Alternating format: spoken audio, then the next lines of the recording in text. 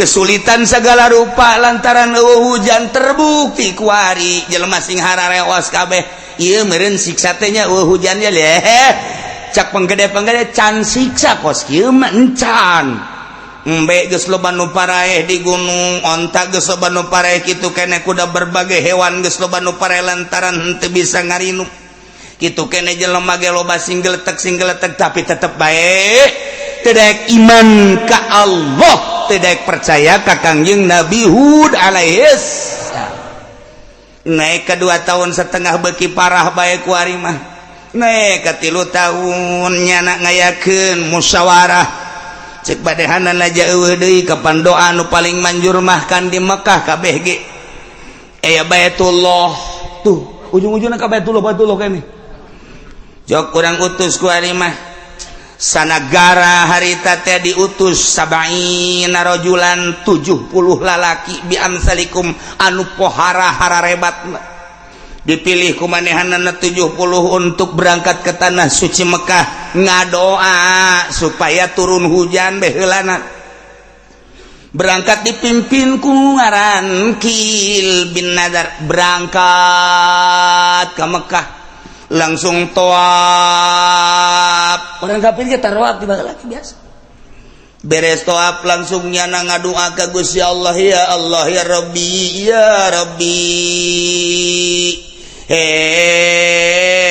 pangeran abdi skini turunkeun hujan ka abdi makun tataskib sakumaha nu Gusti teu pernah nurunkeun hujan ka kaum Ad iskihim ya Allah turunkeun hujan ka kaum Ad maksudna anu geus sababaraha taun dihitung ku abdi salasa sanatin teu pernah hujan iskihim ya Allah ya kunaon menta ka Allah teh aya ditita iman ka Allah henteu iman tapi menta ka Allah kabalinger ngantung-tung nahilanan caknya nate demi pangeran haba demi pangeran asmud demi pangeran soda jeung ditambahan ku pangeran-pangeran nu aya di tanah suci Mekah pangeran-pangeran nu di berbagai negara caknya na batu-batu patung-patung coba kami minta turun panghujan kentuh kaum Ad nu geus 3 tahun teu hujan tiba-tiba langsung reuk aya di luhur poe pohara jasa ta doa tuh sing tarawel diijabah doa hebat pangeran lain sembarangan aya suara dari di luhur wahai yaki nu ngadoana kan kikil ngaranna lain kikil teh ya tingali kumaneh di luhur awan tingali di dulu ku kabeh anu 70 kot ka luhur ka bunga cek suara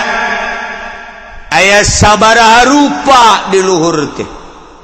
3 hiji baydo 2 hamro 3 sauda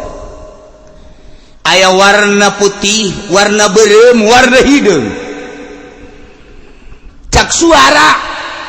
hayang nu warna mana ieu nu hendak diturunkeun langsung Kil ngomong sauda lantaran sauda mah painaha aksarum sebab pangloba-lobana nurunkeun cai di mana-mana jeung dikti baheula ge ieu adalah mega mendung nu hideung bae geura-geuraan cak suara maneh nu 70-an iringkeun kami ka negeri aman setelah maneh menta nu hideung cepet dieuwekeun nu putih jeung nu beureum lah tinggal hidup bunga kabeh cap berangkat di Mekah ka negeri aman naik kuda koplak di luhur awan terus-terusan Masya Allah nyala geus bunga jasa geus tere datang ka deket Yaman orang Yaman nage pemimpin Yaman saat eta geus deuleu tuh nu kurang ditunggu-tunggu teh tuh deuleu di luhur tuh bana hud brojol hud aya naon hud deuleu tuh pihujaneun deuleu doa kami pemimpin kami nu dikirim ke Mekah ka Baitullah ka Ka'bah tuh terbukti tuh keur berangkat ka dieu tuh deuleu Kanjeng Nabi Hud ge kaget jijaheunya cak Kanjeng Nabi Hud mah hujan gede bakal hidung ke hidung pohara wah aing beuki dilecehkeun bae cak aduh cak Kanjeng Nabi Hud aing rasul pan ieu mana tuh jadi kieu sakieu Kanjeng Nabi Hud langsung sujud ka Gusti Allah blak La ilaha illa anta subhanaka inni kuntu minaz zalimin fastajabna lahu wa najainahu minal ghammi wa kadzalika nunjil mu'minin langsung udah ngadoa Ya Allah ya Rabbi mun bahasa urang mun bahasa Arabna panjang nawir qalbi ya Allah cahayaan hati abdi ilhaman abdi bere mujizat abdi ya Allah ieu nu keur iring-iringan mega nu hideung abdi hayang nyaho peneranganana Gusti Allah supaya ieu jelas abdi teh ieu utusan Gusti langsung saketika eta ya Hud anjeun jeung pengikut anjeun nu iman ka anjeun jeung ka kaula keluar ti nagara Ahqaf ti nagara Yaman berangkat ke Mekah anjeun bebeja maneh ka umat maneh bahwa maneh teh dek berangkat ka negeri Mekah dek nyalamatkeun diri berikut jeung nu iman ka kaula sebab bejakeun ieu nagara da disiksa gitu ya Allah ya Rabbi langsung Kanjeng Nabi Hud marahmai beungeutna aing asli rasul ya pede nya waduh okas urang wiridan izqala yusufu haju ayate apa mantepan tunduk lu sama gua lu langsung nyala saudara-saudara kaum Ahqaf saudara-saudara kaum Ad yang berada di negeri Yaman itu nu hideung di luhur lain hujan siksa kula geus aya instruksi ti Gusti Allah bahwa kula jeung penganut-penganut nu iman ka kaula jeung ka Gusti Allah geus dititah keluar saha bae nu percaya ka kaula bahwa kula sebagai rasul saha nu percaya ka Gusti Allah bahwa Allah teh sebagai khalik yuk urang berangkat titah ka negeri Mekah nyalametkeun awak yuk silakan berangkat mulai numarilu 1 2 3 4 5 genep 7 dihitung cuman aya sabing bilangan anu dikirim kunyana cuman 70 saeutik Kanjeng Nabi Hud eta dakwah 100 tahun ngan menang 70 urang atuh urang mah kuari nyeun pondok pesantren di imah setahun 2 tahun aya meureun santri 10-an terlalu loba teuing eta ge terlalu loba teuing 10 kuduna mah 2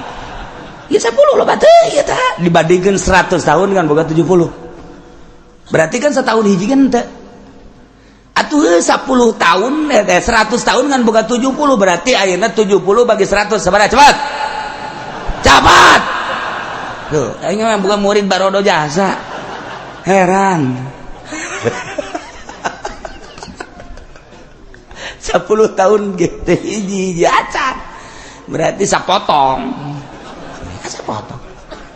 mulai berangkat disaring-sarikeun ku urang Yaman Hud dek ka mana Mekah dek naon nyalametkeun kami mah tina siksa saha nu deuk nyiksa Allah mana siksa tuh nu hideung hujan tamat tiba heula ge hujan lain ku lagi si bere mujizat ku Gusti Allah titah berangkat indit ti kamari Allah ayo datangkeun hujan datangkeun siksa bejakeun ka Allah sakedeuk deui mulai berangkat Kanjeng Nabi Hud tetep kaula ngajak bae terakhir ieu ka umat kula mangan sakadar titah dakwah ku Gusti Allah itu nu hideung melegbeg di luhur teh eta teh lain hujan ternyata bakal jadi siksa kaula mangan sakadar ngabejan bae bagi nu iman anu percaya yu urang salametkeun awak urang ka negeri Mekah. Aya geus kira ulah loba amangun ngabacokak ngalulu biar berangkat sia salametkeun awak sia. Teu kira-kira berangkat Kangjeng Nabi Hud beserta kaumna 70. Tinggal kaum didinya sing harewas. Sebenarnya orangnya sieunnya. Jauh dilok ngabohong sebenarnya. Urang sebenarnya gengsi doang ngarobrol. Gengsi doang sebenarnya orangnya tuh percayanya na Rasul. Ngan gengsi kan urang mau kan bangsawan kan urang.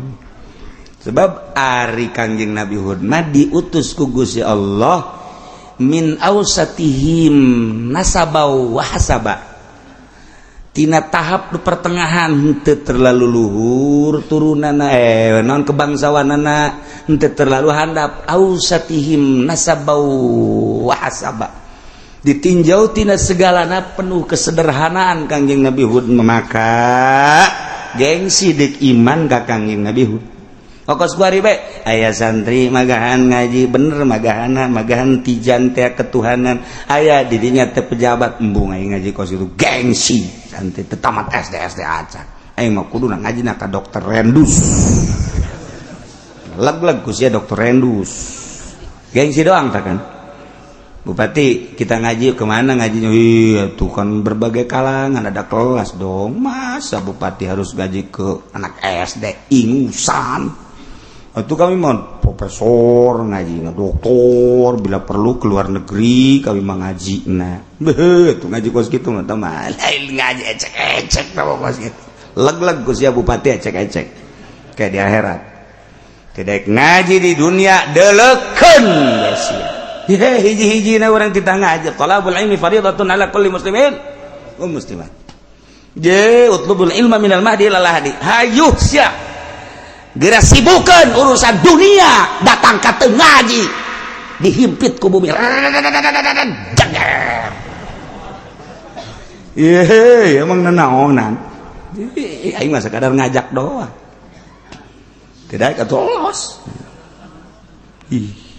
los sia profesor ajian sia nah hiji sia di neraka jeung profesor cak profesor teh beuh ka aing nganggap kos kitu atuh aing mah nganggap kitu ja.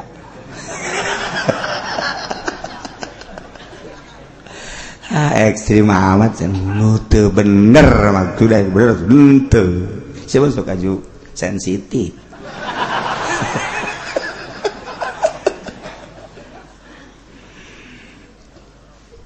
Kabeh ngararoblol dulur kabehan cak pamimpin-pamimpin di negeri Yaman ieu Hud geus berangkat beserta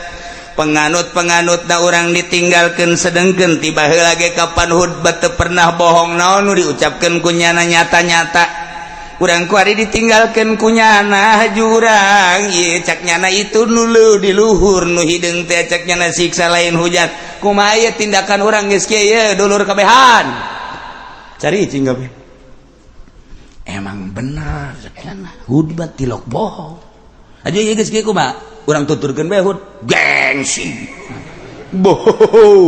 kajen paeh daripada nuturkeun Hud eta mah sarua jeung jelema susah aju guguru kajen teuing hese sakarat kajen teuing hese sakarat asal urang ulah mararat urusan disiksa di akhirat eta mah kumaha engke urang kaparatna bae tolol teh bahasa geus tadi orang jegik bae ngebedul ngaorang ngemonyet urusan sakarat lah itu tempat terakhir kita nganggap enteng goblok bener bae pan nu ngebedul sakarat nah hese jasa nu ngamonyet gitu kene dibukti-bukti kita jangan sakadar dunia nah ye ge di Yaman teh gunjang ganying ceramah pemimpinna kumaha ieu urang geus kieu lantaran Nabi Hud dengan Nabi kan nama si Hud anu ngaku Nabi ngaku Rasul kuari geus berangkat ke Mekah berikut jeung penganut-penganutna tinggal orang ayeuna di dieu kumaha tindakan orang jauh orang ge saperti sabenerna mah atletik mah percaya kahutengan gengsi doang, gengsi ku kabeungharan, gengsi ku kagagahan, gengsi ku jabatan. Lantaran orang gengsi aju teu iman ka nyana, padahal mun diperhatikeun bener jasa ti awal ge omongan-omongan nyana. Nah ieu urang kumaha ieu kumaha ieu keur mujuna unggal poe rapat urusan kos kitu bae aya awewe lulumpatan. Tok tok tok naja lulumpatan. Angin di ditu geus aya angin. Susah aja macem-macem bae. Angin ngagedebur-gedebur. Di ditu tuh bobeak tuntung itu kula ge datang ka dieu lumpat teh maksudna beusi kena angin. Angin gede jasa. Awewe lumpat deui ka ditu. Ngabejaan aya angin gede tewak cek jalan teh bogo angin. Angin naon segala angin segala tewak. Ngacaukeun dunia sia. Bangsa jadi kacau bayana sia tewak sia angin caknya angin mana angin itu di luhur mana jante sakedeung deui bener kabelah dia war jijaheunya angin ieu angin wah angin coba kumaya orang keskieu. Saudara-saudara sekalian, untuk menyelamatkan diri, mari kita masuk ke rumah masing-masing. Asup ka imah dan dikunci supaya angin tidak masuk. Belum coba. Asup ka imah, bro, karoncian ku nyana. Mulai angin kadenge nyana ngintip, anginna hideung. Anginna berupa hideung. Sebab di luhur lagi hideung. Wah. Eta bareng ujung anu diutus 70 ti Mekah teh nyanat langsung pidato dulur ieu kamarana sarepi amat kalau luar mana pamimpin ieu kula ieu tas di Mekah ieu tas di ijabah doa ieu tuh deuleuh hideung di luhur pugu angin ngagedeber nyana ceramah tolol teh cenah asana kabalinger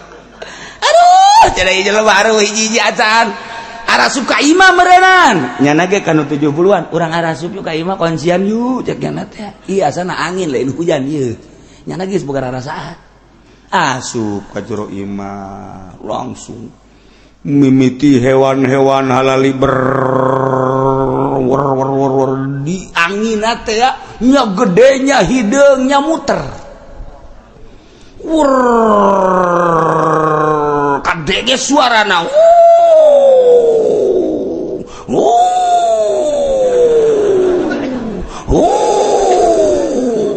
tama kieu lain angin panggal geus kumaha bae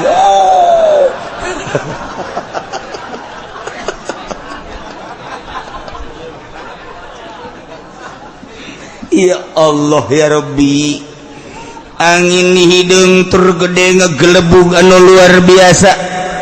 tanpa aya caian tanpa aya nanaonan disebut narihul hakim angin anu hapa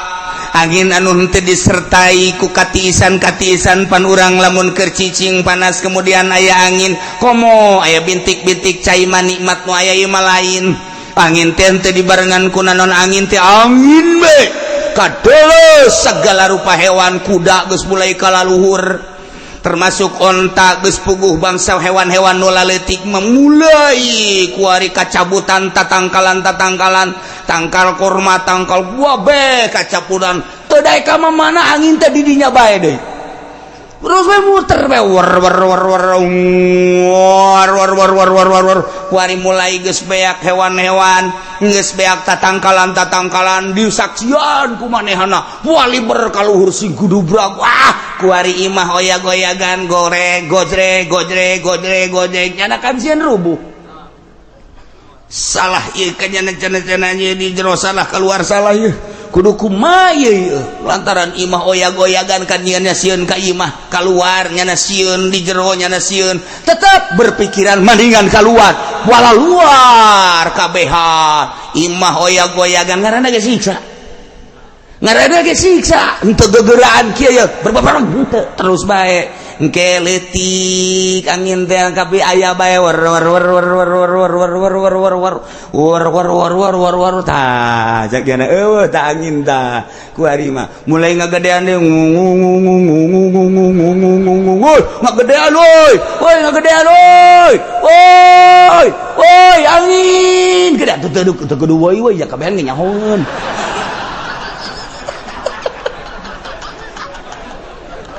tarolol kaum agar nya geledepan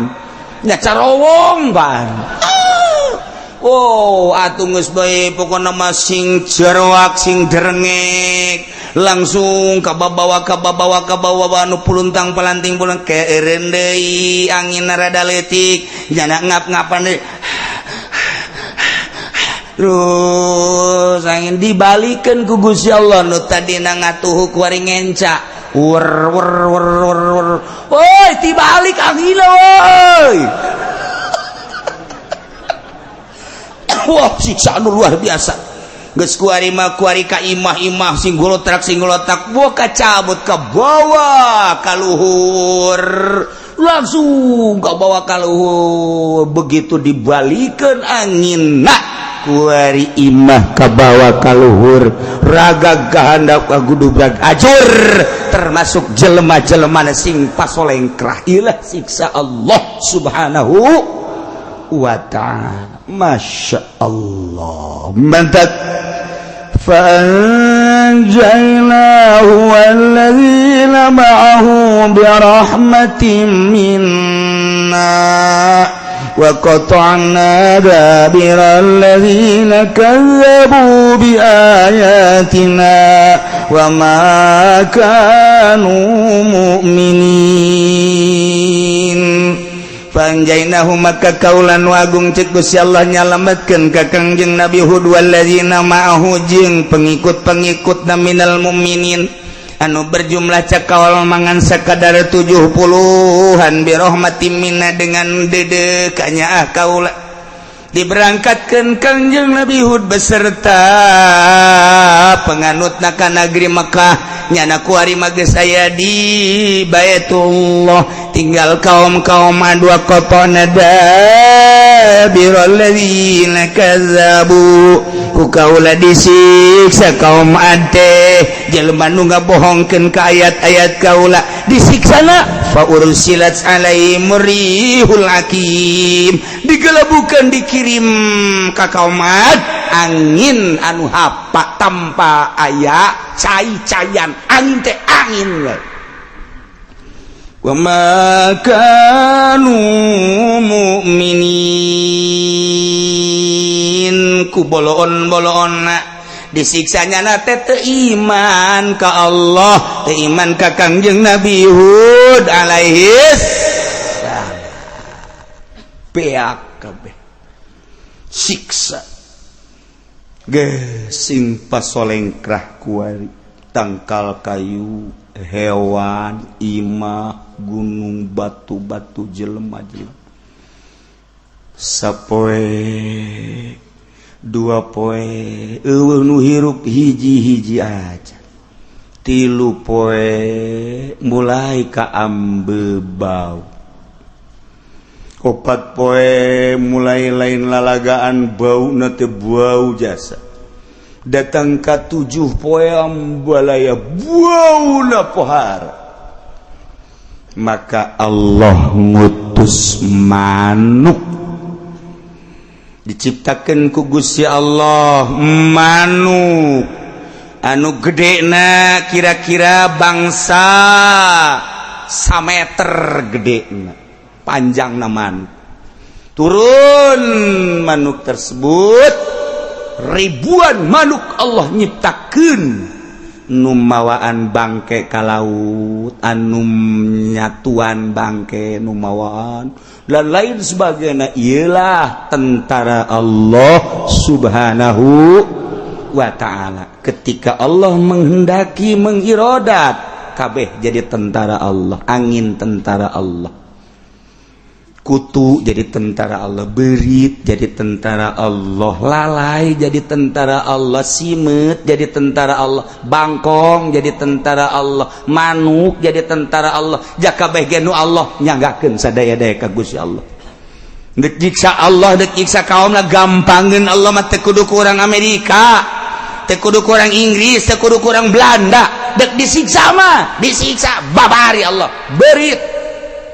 bakong babarian Allah asal teu iman ka Gusti Allah kaum nu baheula langsung disiksa. Di umat urang mah umat Kangjeng Nabi Muhammad sallallahu alaihi wasallam teu gegeraan disiksa. Ialah keuntungan urang hirup jadi umat Kangjeng Nabi Muhammad sallallahu alaihi wasallam. Nya siksa teh kelompok-kelompok teh keseluruhan. Urang geus dibuktikan siksa ku Gusti Allah tuh tsunami, tingali tsunami Aceh, tambah deui tsunami Pangandaran, ditambah deui ku berbagai longsor-longsor tuh Padang, tingali tuh Cianjur, tuh Sukabumi, tuh Banten, tambahan deui selain daripada longsor teh angin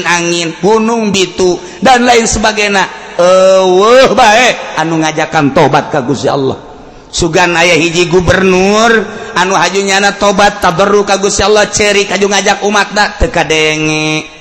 Sugan aya bupati anu ngajak tobat ka Gusti Allah teu ngadenge. Sugan aya menteri atuh anu ngajak tobat dirina tobat haju ngajakan tobat ka masyarakatna teu ngadenge. Sugan presiden atuh eueuh berarti geus bener-bener nyana geus teu nyahoan kana ketuhanan yang Maha Esa. Boloon eta pasang ku sia Garuda tadi dieu tah dilegeg sia ku Garuda pasang mantak naon sih nganasehatan dulur berencem jasa tamun urang boga camat boga bupati. Ieu merupakan siksa ti Gusti Allah lantaran meureunanan urang anu nyieun dosa ka Gusti Allah. Ja urang nanu Allah, taneuh nanu Allah, kok urang teu ngabdi ka Gusti Allah ngan sakadar urang menikmati kahirupan dunia bayu, urang babarengan yu tobat yu. Kula geus unggal peuting ceurik bae lantaran pamajikan galak cak bupati teh. Sia cak masyarakat teh. Yu urang tobat ka Gusti Allah. Eueuh ngadenge kitu. Paling ngajak nyana lantaran bupatina ti Golkar Kiai Golkar haju ngajakan titah tobat cak masyarakat sia bae sih tobat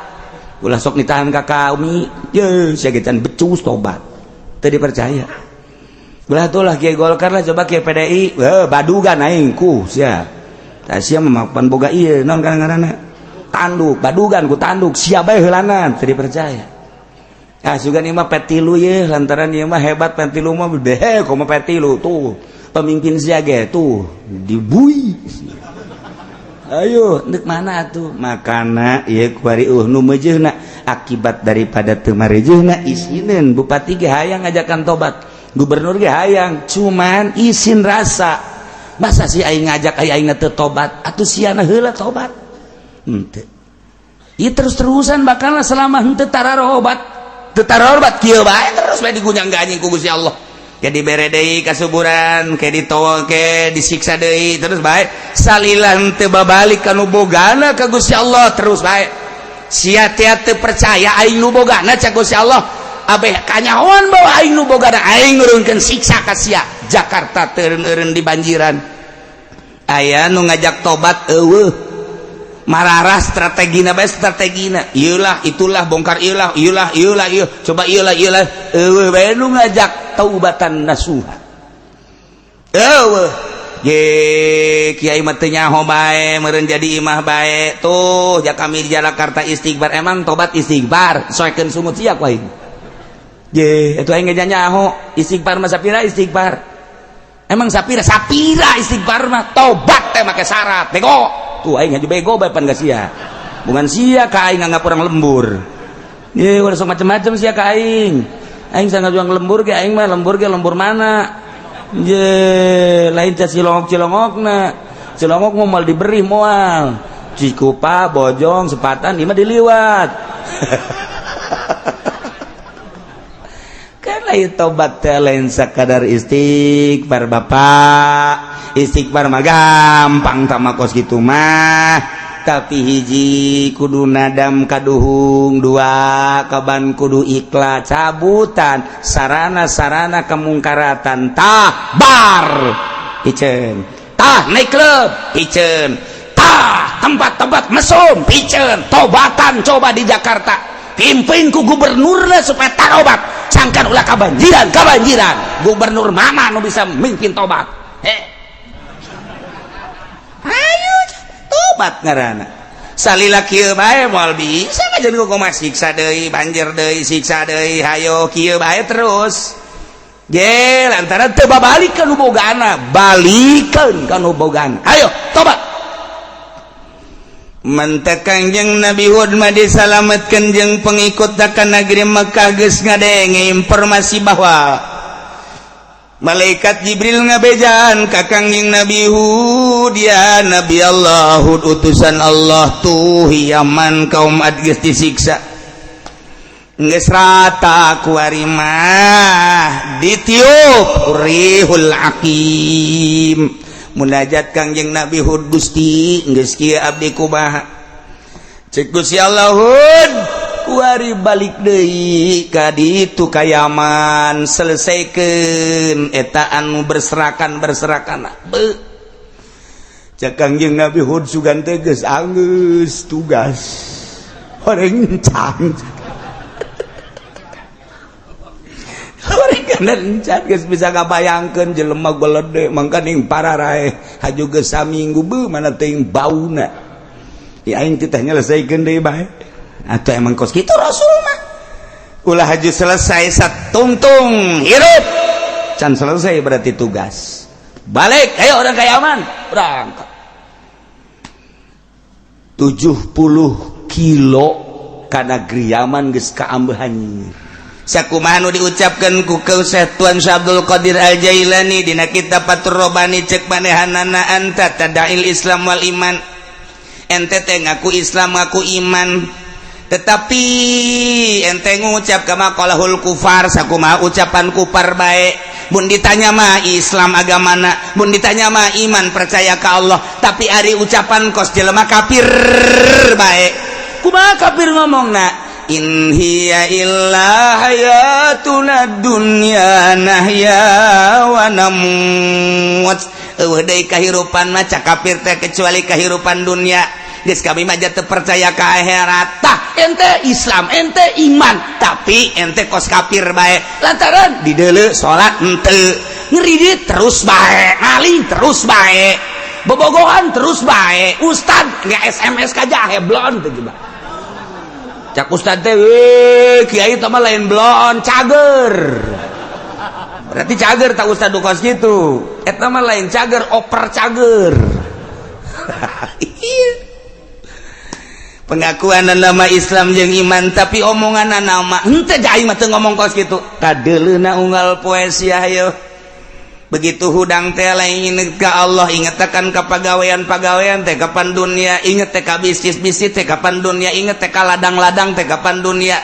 ketika azan didenggungkeun pan sia mamipir henteu daya ka masjid pan eta teh seakan-akan hirup teh di dunia doang eueuh di akhirat mah mun nya ge nyana yakin ka akhirat pasti nyana neangan ketuhanan yang maha esa belajar memperbaiki diri wau ke diri ka Gusti Allah lamun nya aya akhirat di jero hatena yakin nyana bakal ngaji kajen kumaha ge sagasna ngaji bakal make nah kulantaran teu ngaji teu wau ka Allah teu make teu salat teu puasa teu zakat ayu bae korupsi saangen-angen nyana sakayang nyana berarti kama qalahul kufar sarua jeung ucapan kufar in hiya illa hayatuna dunya tanya ku urang hei dewan sia kunaon sih salat henteu tapi kan dia teu bareres tagara korupsi pan terus kunaon kitu ceknya na eueuh deui kahirupan mah kecuali ngan di dunia doang geus aing mangpeng jadi DPR ku aing ku ari endek dimak-mak-mak-mekeun aji mumpung ye aing mah teu ngomong kos kitu seakan-akan ngomong kitu lantaran nyana teu ngopenan ka alam akhirat urang mapan ku ari ieu mantak daek ngaji ge lantaran teu boga duit lain nu mantak daek ngaji ge lantaran urang inget kumaha aing ke geus bae di kuburan, kumaha ke aing lamun dihudangkeun ti kubur digiring ka masar, kumaha ke aing lamun ditimbang mizan, kumaha ke aing lamun dipasangkeun jembatan Siratal Mustaqim. Kan berarti urang rawong ka ditu. Mantak daek ngaji ge ieu teh urang keur dimensina dimensi alam nu itu. Nu keur di puncak mah keur aya di dimensi alam fana. Keur aya di alam nu rusak, nu di Bali ku ari teh pejabat, mobil aya, duit boga, ku ari teh keur liburan di puncak, ku ari keur liburan di Lembang, ku ari keur di liburan nu aya di Bali, nu ka Singapura sagala rupa eta teh pamimpin urang. Sok, henteu kumaha ieu nagara lain ngararaji. Hayo da kumaha teu nyahoeun kana ketuhanan yang Maha Esa nya eta. Di ieu urang dipimpin ku nyana nu ku ari nyana keur liburan. Apa liburan teh di hotel? Apa di hotel teh tetepan tempat ibadah? Tuh, sia seuri berarti sia ngarti. Kok yang dipancing berarti sia ngarti tah berarti. Lah urang nyaritakeun hotel tempat ibadah hehe. Sedangkan pemimpin urang keur di hotel, di Bali di hotel, di Singapura di hotel, nu ka Belanda, nu ka Amerika di hotel eta teh nu mimpin urang di jerona urang. Hayang gerak ka bayang beneran. Ayo udah dipimpin kono kos gitu senang teu eta teh teu ngarti kana ketuhanan yang Maha Esa. Wajar kurang da dia sia kitu balik ti Singapura ka dia ditatar kieu bae cicing sia di dia sia boga mobil teh dipajak bolon sia pajak teh kami ye aing mah diperet ku sia datang ka luar getih aing sia mah hahehe di ditu. Hayo awal nu sia di Bali nu mana? Ya pan kitu amat. Lain kitu amat ka ku sia. Dia telu siapa yang leuwih teh lain lu ka sia. Tungtung lamun telu-teluhan bae. Ayo keur carita lamun urang ngabuktikeun bahasa nyana berpancasila ketuhanan yang Maha Esa. Kuari liburan muacet kamari pajumah. Kala luar bangsa Indonesia nu baroga mobil. Eta teh pejabat-pejabat anu digaji ku urang etis apa henteu sih? Nyana berpancasila na etis apa henteu tinggal ditajong bae ku urang. Ai nya mah sia berpancasila. Atuh mantak laon wayah liburan di masjid dulur sadaya. Yuk urang kamarasin maca sholawat mumpung libur. Jakula sapopoe mah ieu teu kaburu. Ieu teh kaban negara urang. Yuk urang maraca sholawat cing menangkeun 4444 yuk. Abe urang para raeh di masjid yuk. Eueuh bae pejabat tuh kitu ti DPR na eueuh ti PNS na eueuh. Eta pola pikirna berarti in hiya illa hayatunad dunia teu ngomong nya sakumaha omongan kafir bertingkah sarua jeung ngomong. Eueuh deui kahirupan baca kira kecuali kahirupan dour ya. Bang liburan dong dadah rakyat. Dia teluh siapa aing. Ngadadahan aing goblok meureun. Jadi aing mah teu ngadadahan seakan-akan. Cek ahli nuzur mah seakan-akan ngadadahan. Eta teh man taqawala biqaulin fa idda'asihataha wa man tahawala bihalatin idda'asihataha wa husnaha. Sahaja lemah nu berucap berarti nganggap ucapan eta teh bagus cak nyana. Sahaja lemah bertingkah berarti eta teh nganggap tingkah eta teh bener jeung bagus cak nyana. Atuh aya koedah-koedahna cek ahli nuzur. Berarti nyana teh seakan-akan ngadadahan urang seakan-akan sanajan henteu. Dulur di ari mah bae nya jasa mah rakyat aing mah endeu ka puncak kelanan sakedeung di ditu urang encek geus nungguan aing dadah rakyat endeu teu diteluh kumaha ku urang geurap paeh sia moal disalateun ku aing sia lah cenah ngancam kos kitu ieu kecil teh mah ulah dianggap kecil sia lah cenah ke sholawatna gede mah daek cenah ki ucing ye emang aing butuh sholawat. Tapi kan lamun ku Allah henteu dipaskeun mah hese bae jelema sugih dah babari cenah kiai mah jeung santri mah gas pokona asal dibere duit bae ge daratang kabeneran urangna keur eueuh teu dipetakeun ku Allah deuk kumaha nyana paeh urang keur eueuh deuk kumaha atuh emang kumaha eta mah urusan Allah deh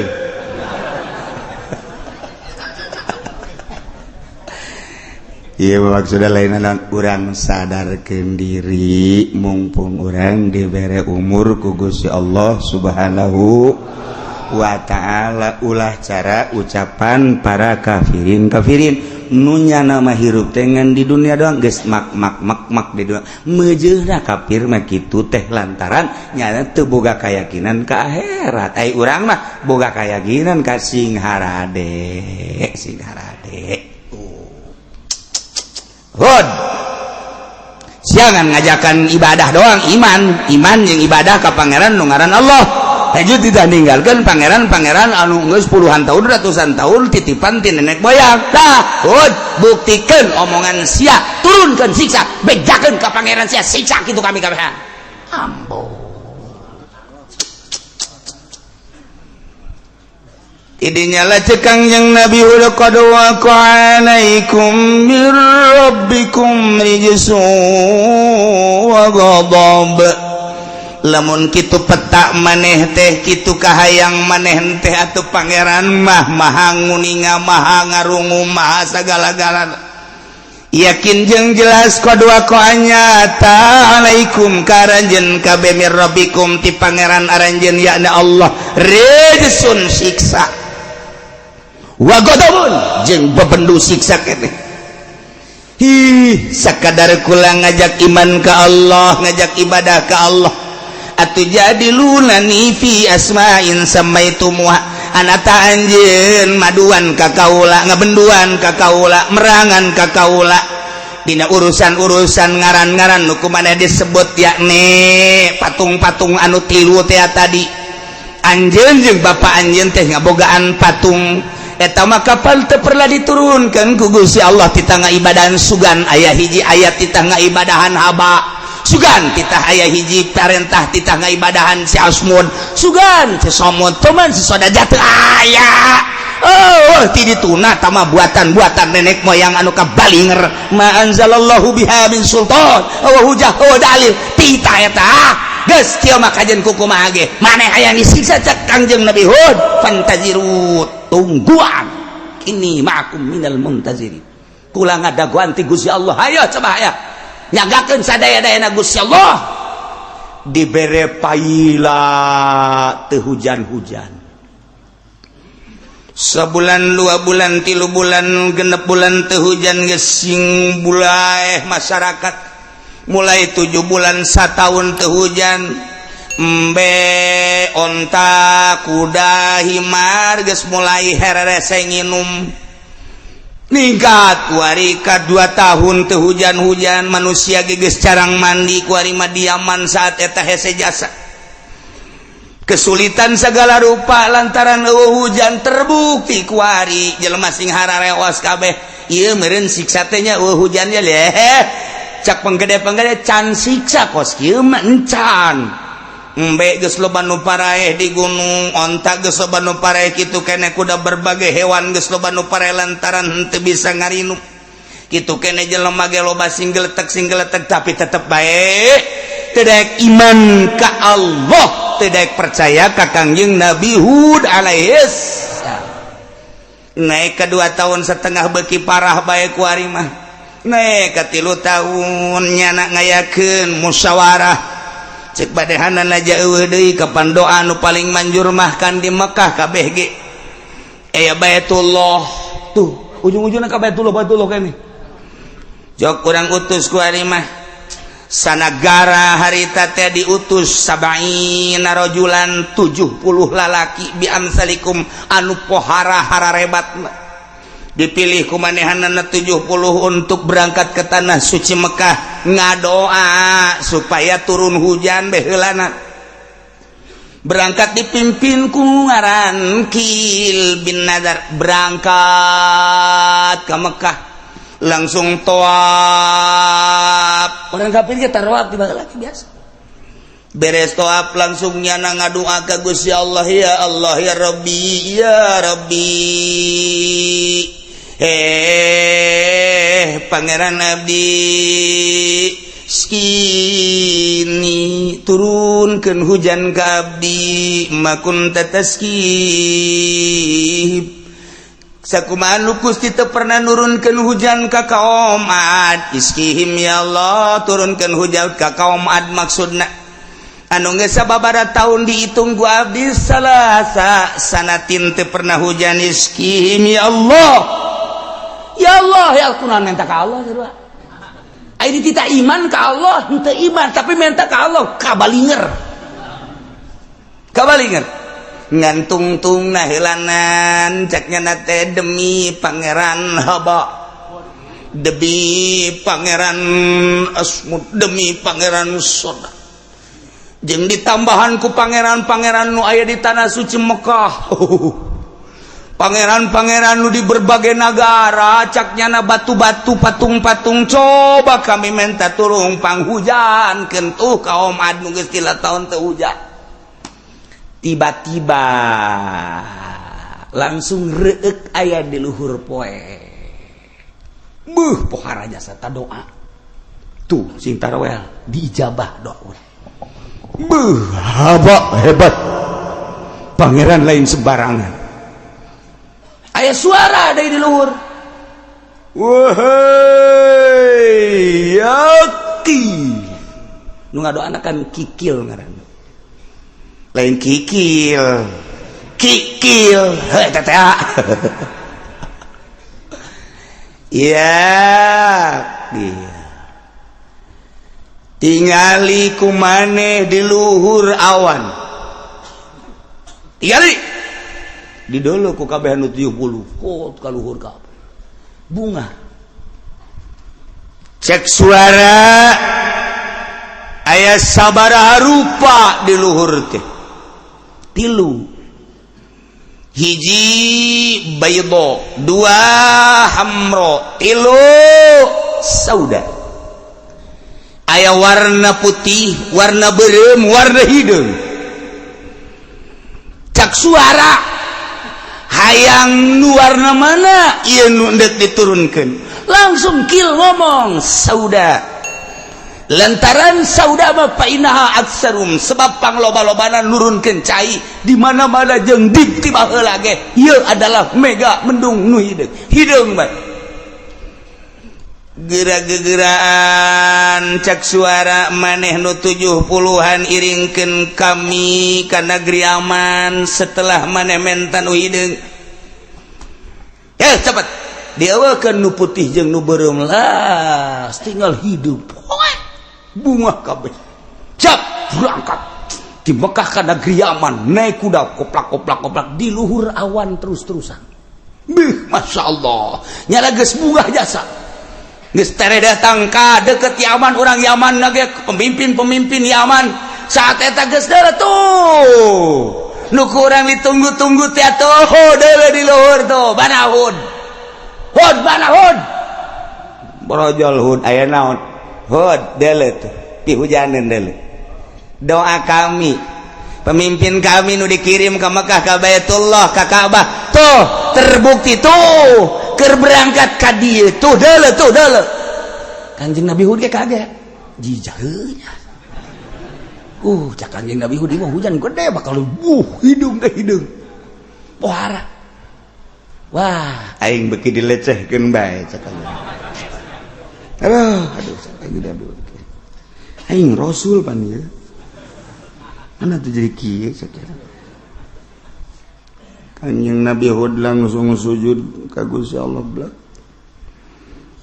la ilaha illa anta subhanaka inni kuntu minaz zalimin fastajabna lahu wa najainahu minal ghammi wa kadzalika nunjil mu'minin langsung udah ngadoa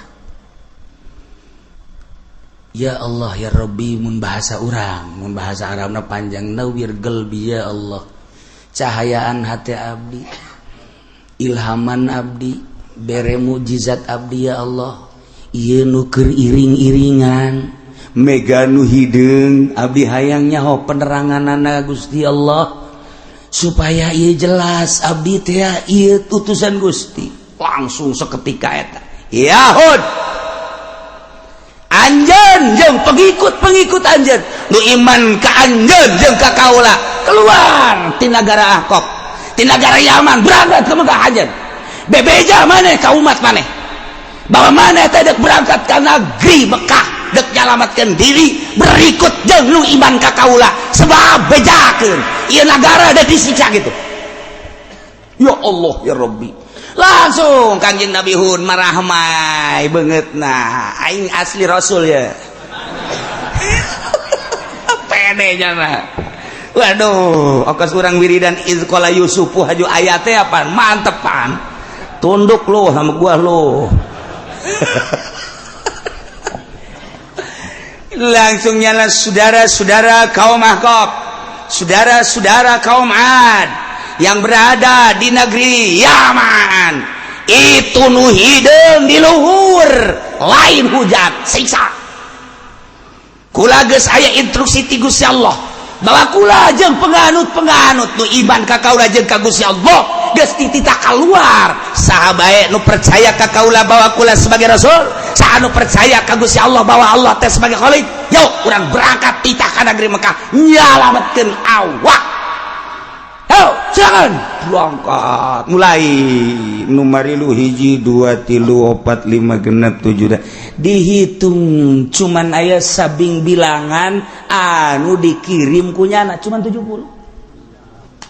Saeutik Kangjeng Nabi Hud eta dakwah 100 tahun ngan menang 70 urang.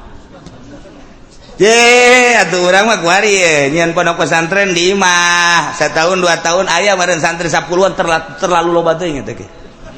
Terlalu loba teuing 10 kuduna mah 2. Ya 10 loba teuing eta dibandingkeun 100 tahun kan boga 70.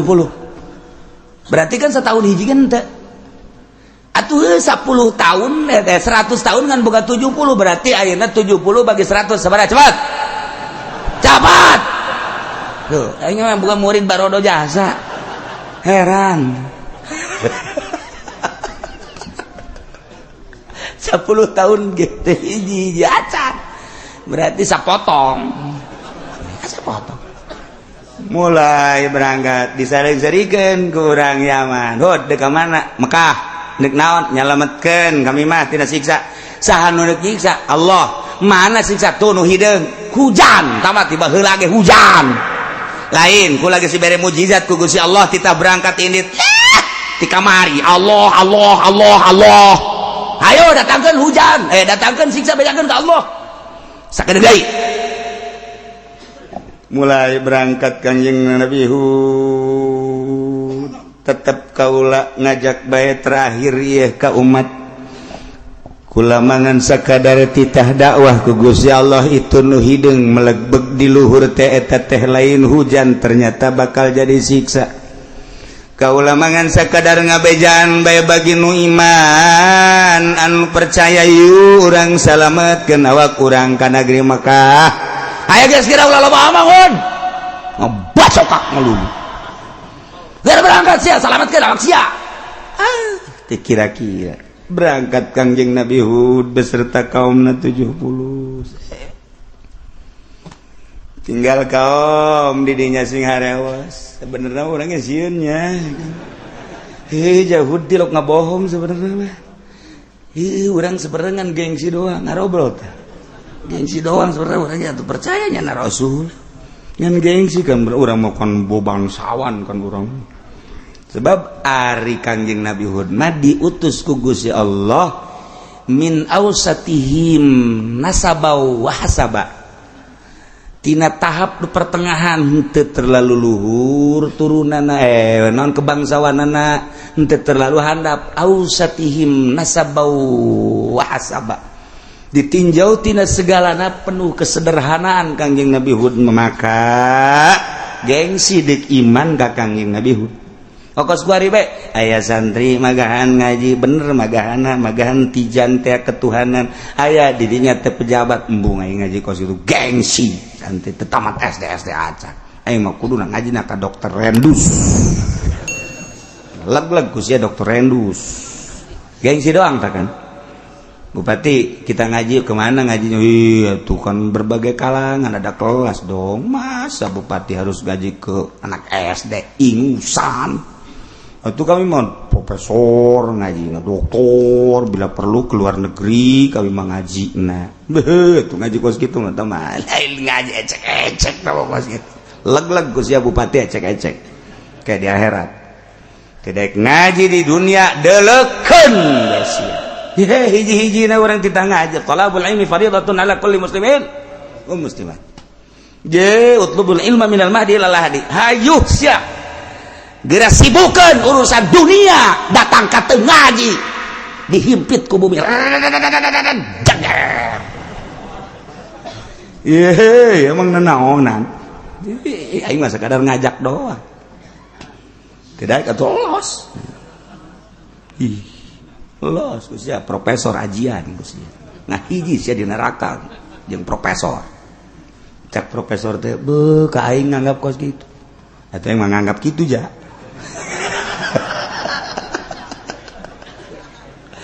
Ekstrim amat nu teu bener maksudnya bener teu siapa sok aju sensitif.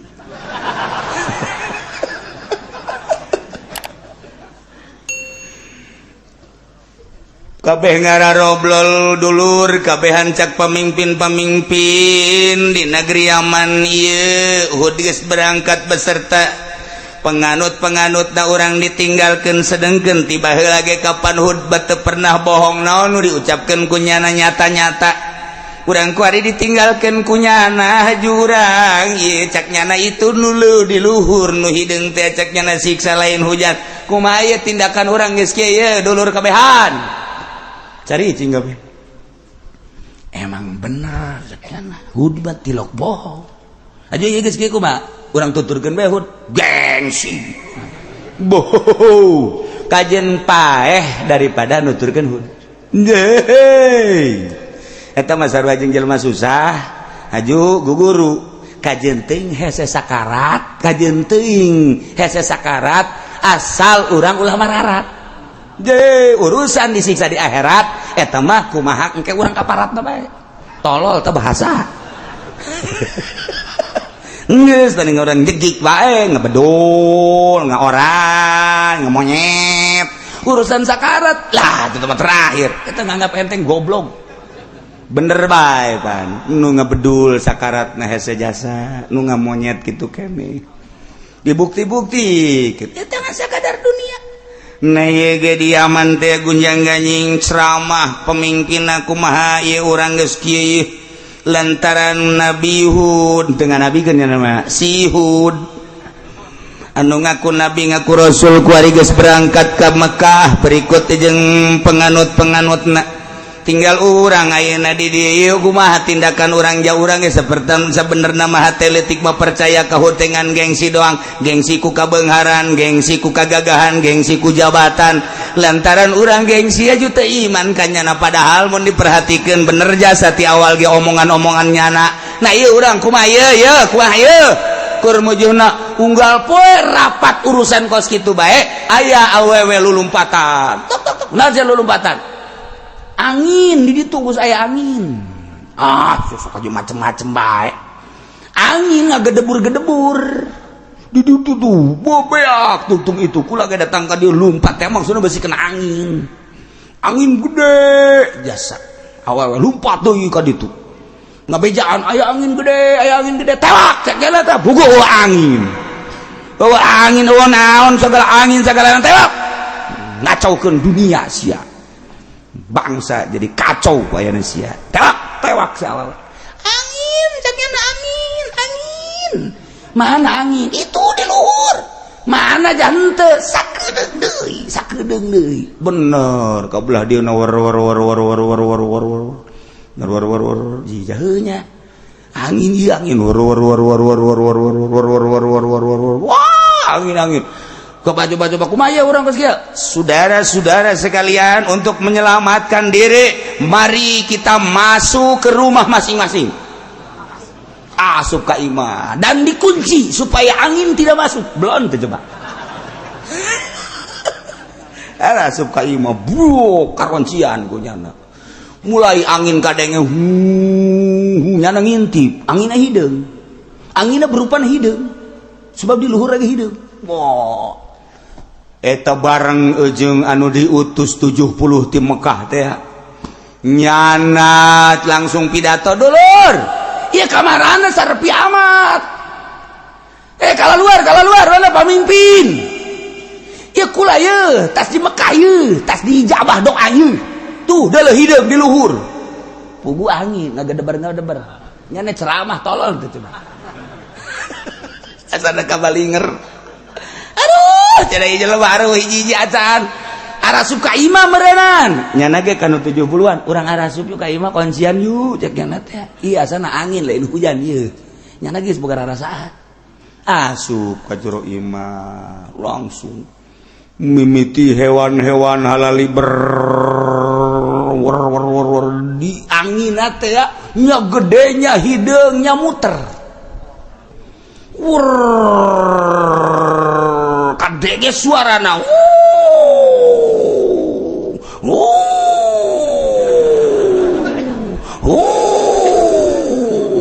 tama kieu lain angin panggal geus kumaha bae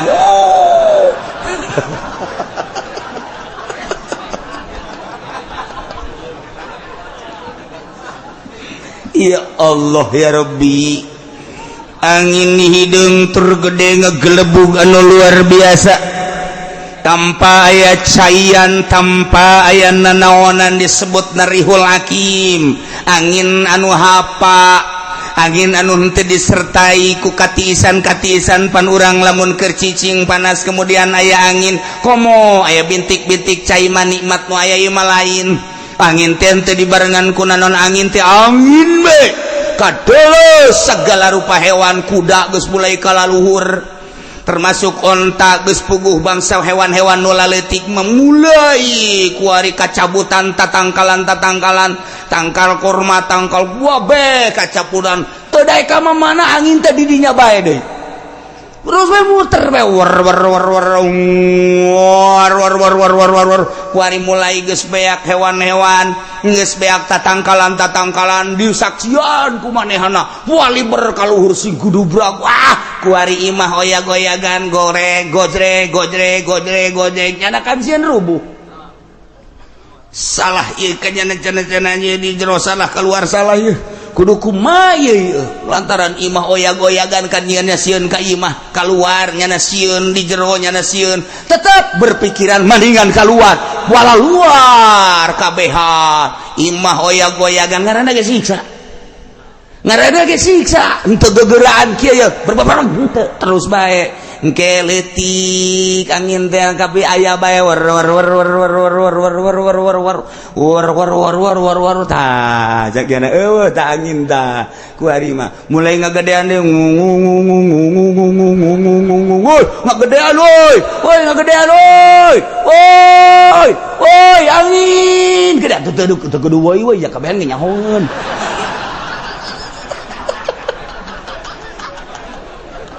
tarolol kau magar nya geledepan nya carowong pan oh atuh geus bae pokona mah sing jeroak sing derengek langsung ka babawa anu puluntang pelanting pulang keeureun deui angin rada leutik jana ngap-ngapan deui terus angin dibalikeun ku Gusti Allah nu tadina ngatuhu kuari ngenca woi tibalik angin woi wah siksa anu luar biasa geus kuari ka imah sing golotak buah kacabut ka bawah ka luhur langsung ka bawah ka luhur begitu dibalikeun angin kuari imah ka bawah ka luhur raga gahandap ka gudubrak ajur termasuk jelema-jelema sing pasolengkrah ilah siksa Allah subhanahu wa ta'ala masya Allah mantap فأنجيناه والذين معه برحمة منا وقطعنا دابر الذين كذبوا بآياتنا وما كانوا مؤمنين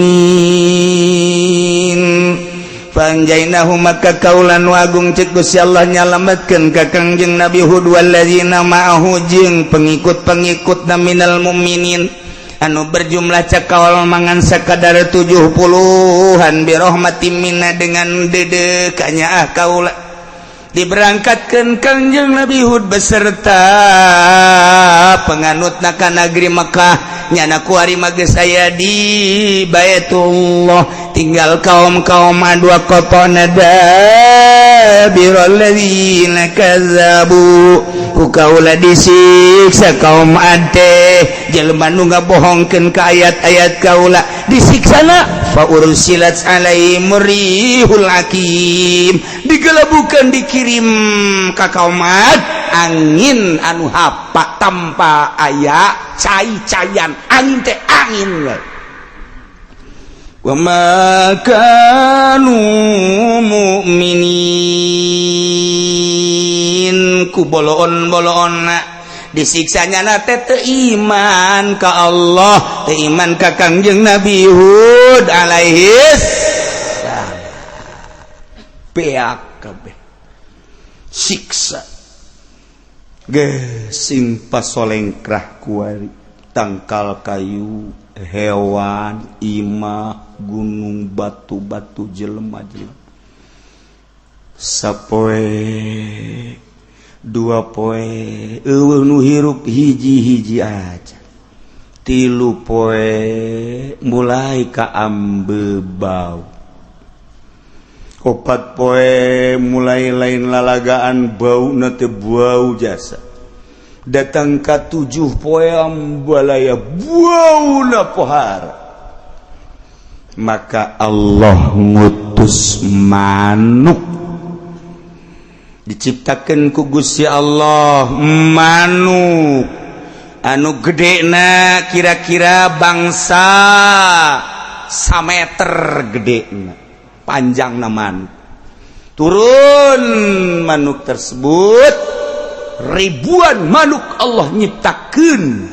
nu mawaan bangke ka laut anu nyatuan bangke nu mawaan dan lain sebagainya ialah tentara Allah subhanahu wa ta'ala ketika Allah menghendaki mengirodat kabeh jadi tentara Allah angin tentara Allah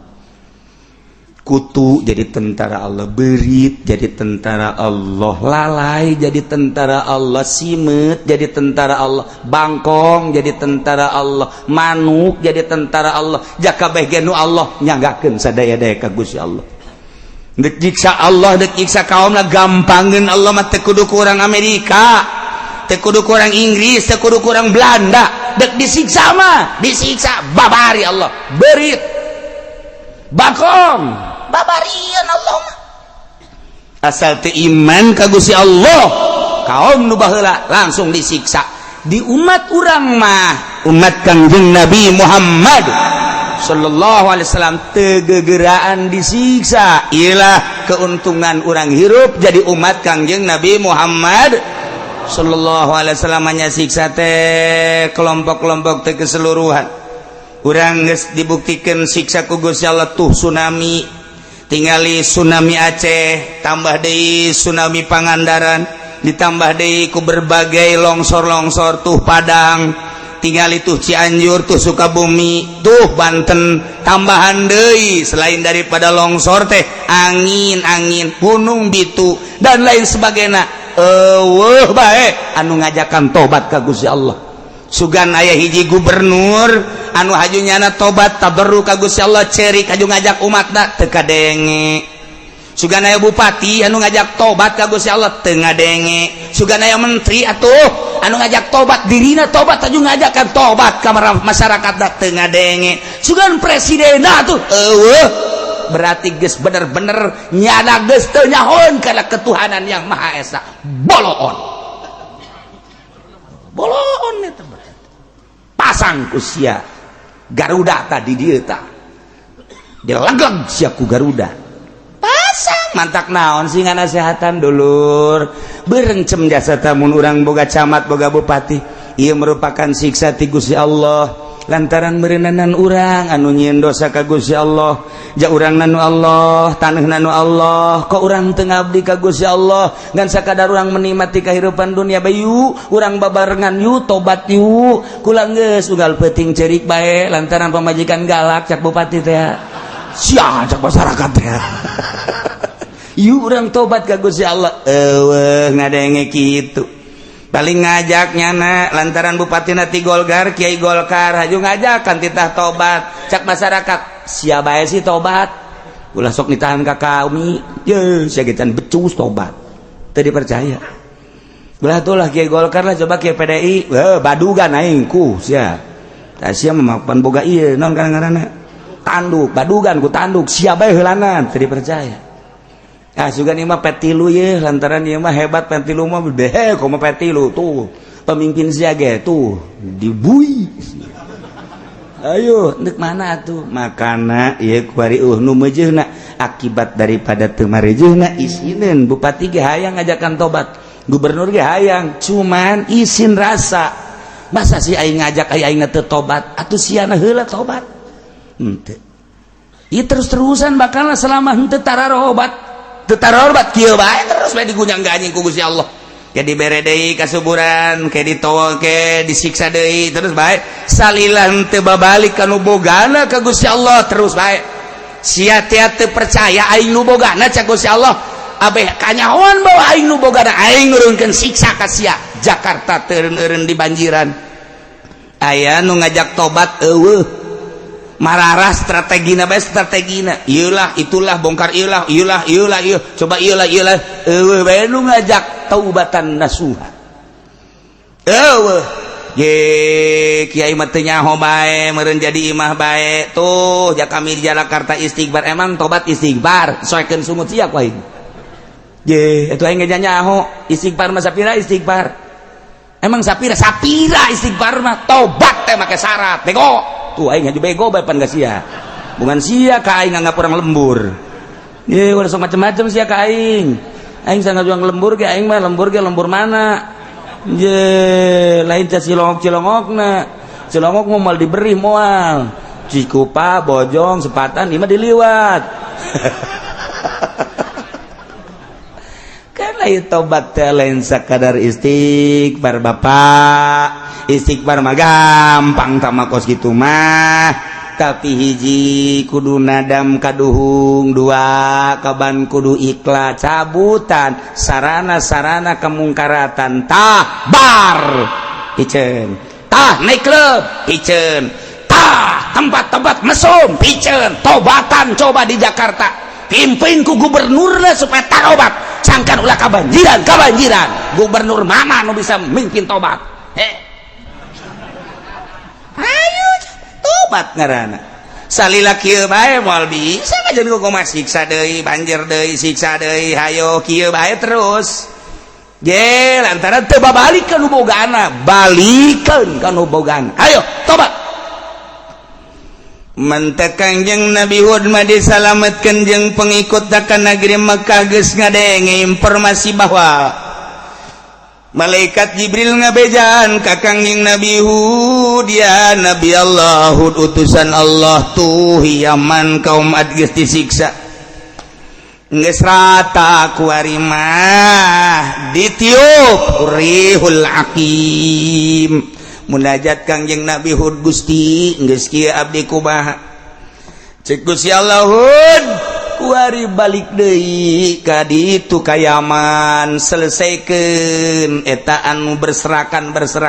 be cek Kangjeng Nabi Hud sugan teh geus anggeus tugas horeng can horeng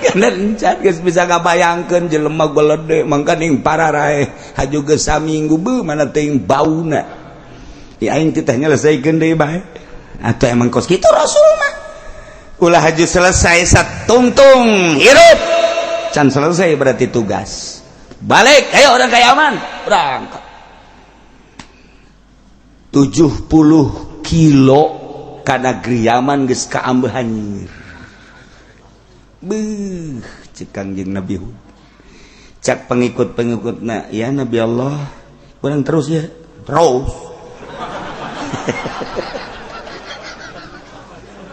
cak aja Nabi emang kunaon nanya terus ambean rada lain deui cek kitu haji sarua aku lagi cek kitu kek kuang ke bae ge aya instruksi ti Gusti Allah ayo bae heulana ayo mesti balalengker kabeh ku sorban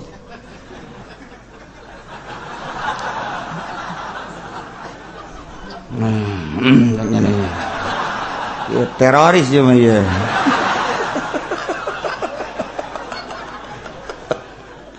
ya Allah jangan kumaha ya terus cenah instruksi ti Gusti Allah terus 50 kilo beki ambreng-ambrengan terus geus teu kuat geus lain deui pas sakilo deui pohara bauna Kangjeng Nabi Hud sujud ka Gusti boro-boro titah ngaberesan ieu nahanan irung teu kuat Gusti ieu nyangakeun ka Gusti mun abdi titah meresan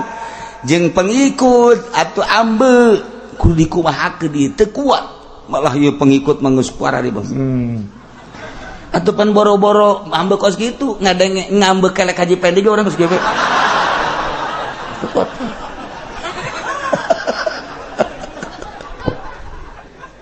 ya Allah jol malaikat Jibril alaihissalam tak assalamualaikum salam hot tugas laksanakan urusan bau ya cekel tak dibere kabeh segegede kieu kafur dibere ngaranna kafur kayu kafur kita didahar dibikeun ku Kangjeng Nabi Hud dahar gitu dahar tak masya Allah mayit sengit mayit teh eueuh bau ku ari mah tah barang dibere eta eta lamun aya mantep jasa tah atuh mun bisa di SMS ku ari malaikat Jibril titah mawa eta mantep tah mantep teh sengit awak jadi sengit kabeh jadi sengit kan berjuang ai bau mah hese kan mulai narwel ka Kangjeng Nabi Hud Nabi ieu rada sareungitnya bener cakeun kabehan sengit amat nya satu kabeh tina naon nya ieu tah horenganan ieu ti sorga kayu kafur ti sorga titah di dalahar seetik abeh ulah kaembe bau langsung datang ka dinya berserakan luar biasa manuk loba kene Kangjeng Nabi Hud ngagrokeun pemimpin man tali datang ini burung Garuda apa bukan dari Indonesia ya budak can aya Indonesia mah can aya Indonesia masih kelem kene harita ditanya maneh manuk di mana abdi ciptaan Allah khalaqas samawati wal ard cak manuk maneh ka dia diinstruksikeun ku Gusti Allah kula sebagai panglimana titah ngaberesan ieu ngan kula hayang kapanggih jeung Rasulullah nu ngaran Hud ieu can kapanggih anu bakal ngaberesan ieu adalah pemimpinna Hud kula pemimpin ti Gusti Allah utusan langsung ngan sebagai makhluk manusana Hud can aya mana ieu teu bauheun teu budak aduh langsung dicekel gua Kang Nyabid ana Nabiullah Hud alaihissalam oh iya langsung manuk sujud asyhadu an la ilaha illallah wa asyhadu anna hudan rasulullah manuk syahadat si Ahok ente manuk syahadat manuk syahadat batu-batu kabeh maca syahadat hampura cek pemimpin kami siap untuk melaksanakan perintah yang pertama langsung dari Allah dan kami diinstruksikan oleh Allah setelah ketemu dengan pemimpin yang bernama Rasulullah Hud kami siap untuk melaksanakan tugas-tugas dari Rasulullah yang bernama Hud dibantu ku manuk waktu ngan strategina Kangjeng Nabi Hud nah ieu bawaan ka anu kayu ieu bawaan ka anu ieu bangke anu bawa ka gunung anu ieu ka gunung anu terus dibantu ku 70 we karari ngeunaheun nya urang nya ceknya aya manuk mantap sakira ngeunaheun perang ge urang mun carita perang Ababil alam tara kaifa fa'ala rabbuka bi ashabil fil alam yaj'al kaidahum fi tadlil wa arsala 'alaihim tayran ababil tarmihim bihijaratin min sijil faj'alahum ka'asfim makul. Raja Abroha anu sakitu ganasna luar biasa dek hancurkeun Baitullah. Dek saanu bisa nahanan jeung ngalawan atuh nyanggakeun sadaya-daya. Ki Abu Thalib ge sami bae nyangakeun sadaya-daya abdi mah ngan sakadar ngurusan onta doang ai Baitullah mah ya nu bogana teh Gusti Allah nyanggakeun ka Gusti nu nyiptakeun Gusti nu ngurus abdi geus teu kawasa kudu perang jeung Raja Abroha nu sakitu gagahna. Tenang cak Allah kirim burung ababil tuit atuh asal manuk tuit bet teh loba nu pae sia mah kumaha sih cak kolot asal aya manuk tuit beh hayu gara hitungan ge di lembur aya hiji manu eueuh ieu tuit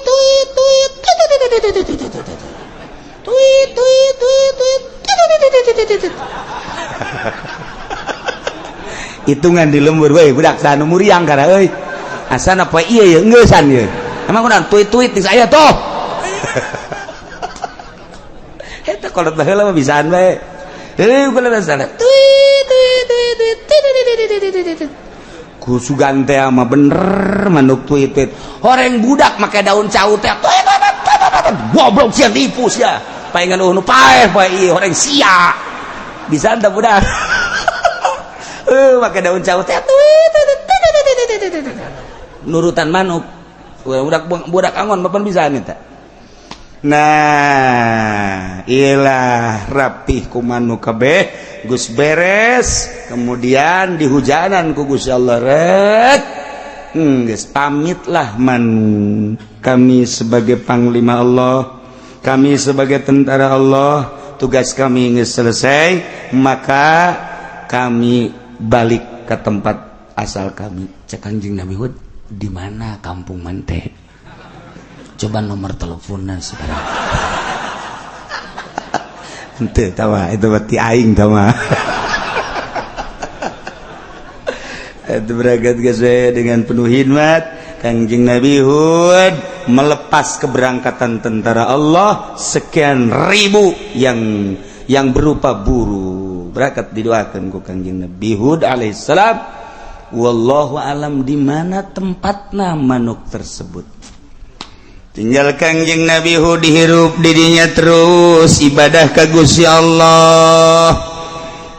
Tentrem jeung tenang telila ti sabada eta Kanjeng Nabi Hud langsung didatangan ku malaikat Jibril ti Gusti Allah. Cek malaikat Jibril ya Nabi Allah Hud alaihissalam geus beres tugas anjeun mamaka anjeun ku ari dek dipundut ku Gusti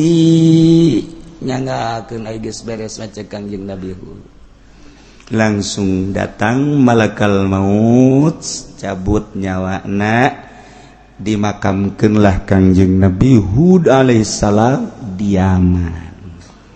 Mantak besi aya nu dek milu ziarah ka Yaman siap-siap ngumpulkeun duit 50 juta. Kabehan direkrut ku Haji Pendi sabaraha puluh atawa ratus ke dibawa ku Haji Pendi duitna haju teu balik deui.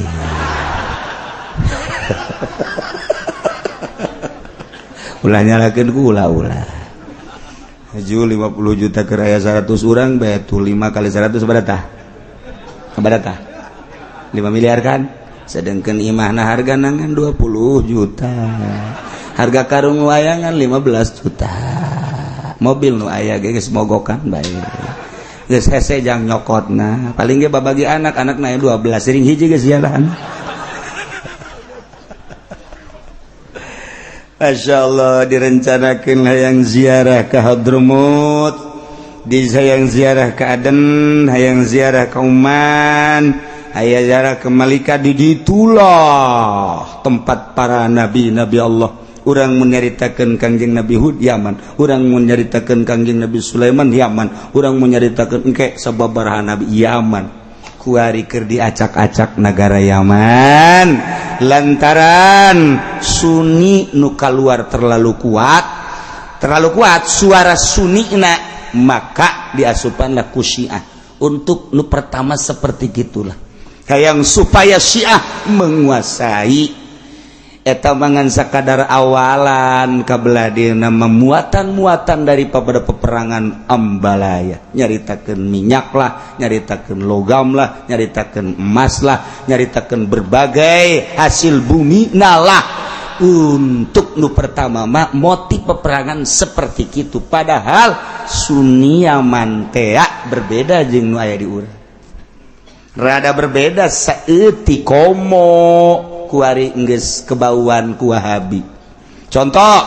lamun aya Sunni keluaran Yaman ngaharamkeun ngarokok, kan geus berbeda. Sunni nu aya di Yaman marhaban nu aya di urang dirubah padahal nang wali. Sunni nu Yaman turun ka urang aya sababaraha perbedaan ngan aya Sunni kana masalah geus. Kos anu nu bisa ngaji bae di Indonesia nyana berleha-leha ngaharamkeun ngarokok, tinggal dibaca di kitab Fawaidul Makiyah tuh menang saha baca pangmacakeun tanang wali di berbagai kitab-kitab tanang wali. Ai endek ngajang pribadina mangga bae ngan nyana endek berleha-leha di Indonesia ngarobah hukum di Indonesia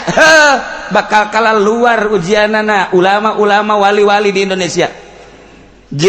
Ulah kenah-kenah nyana Yaman, nyana Turki, nyana Suriah, haju nyana di Indonesia ngalecehkeun bahwa di Indonesia nu pinter. Emang kiai pinter, aing mah lain aing keur ngomong doang. Aya di Indonesia nu pinter. Emang sejarahna kumaha Syekh Nawawi urang mana? Jawa Tengah Jampes anu nyarahan Minhajul Abidin anu sampai ayeuna terkenang Sirajut Thalibin urang mana? Mempersatukan umat se-Indonesia dengan Kiai Haji Hashim Asy'ari urang mana? Diakui dunia. Ulalalaga di Indonesia ngan Indonesia mah mun cicing-cicing bae heula cara sireum. Artinya sireum eta kan cicing bae. Atuh sireum ge aya katincek-tincek teh mah. Bae.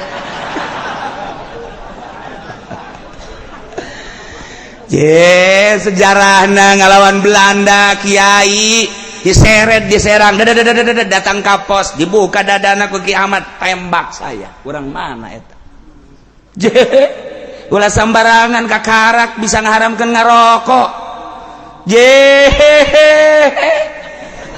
aju nengkrek ulah endek ngaharamkeun sorangan bae atas nama supi tasawuf pek bae ngaharamkeun speaker atas nama pribadi tasawuf pek bae. Ketika dinasionalkan adu kekuatan mana alatna mana hadisna mana Qur'anna mantekan jeung munazarahan hudang ujana ulama Indonesia mah ulalalagan emang di Indonesia kumaha ditakuti ulama Indonesia anu pernah jadi imam haram sabaraha kiai di Indonesia lain lalagaan datang kardongengna ulama-ulama nu di luar negeri ngimaman di Masjidil Haram nu hees tapi itu bagus soleh ngimaman di Masjidil Haram wabek hees lain lalagaan padahal mah teh kudu tu bagus soleh kuari ge keur ngaji hees bae eta emang watak meureun tah mah ieu nyaritakeun sejarah sehingga ada Indonesia Bung Karno dunia mengakui Gus Dur dunia sampai saat ini diakui dunia ulah main-main ngan hartina pek bae yu urang babarengan ulah sok haju bertengker-tengker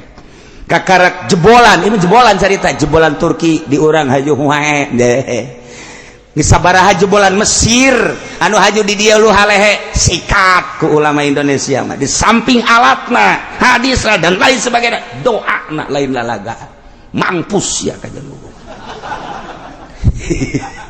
artinya mah aya pribadi mah mangga-mangga teh tapi lamun geus nasional mui ngaharamkeun ngarokok mui pan mui mah nagara disengsarikeun di Indonesia tumplekeun dalil sia mui ayo ngadu pokoknya teu kudu make jauh-jauh hujanana ku ulama Indonesia mah mui ngaharamkeun ngarokok dibere dalil iklam annal awamila fin nahwi mi'atu amilin cak mui ka mana ta dalilna pikiran ku sia aing teu ngarti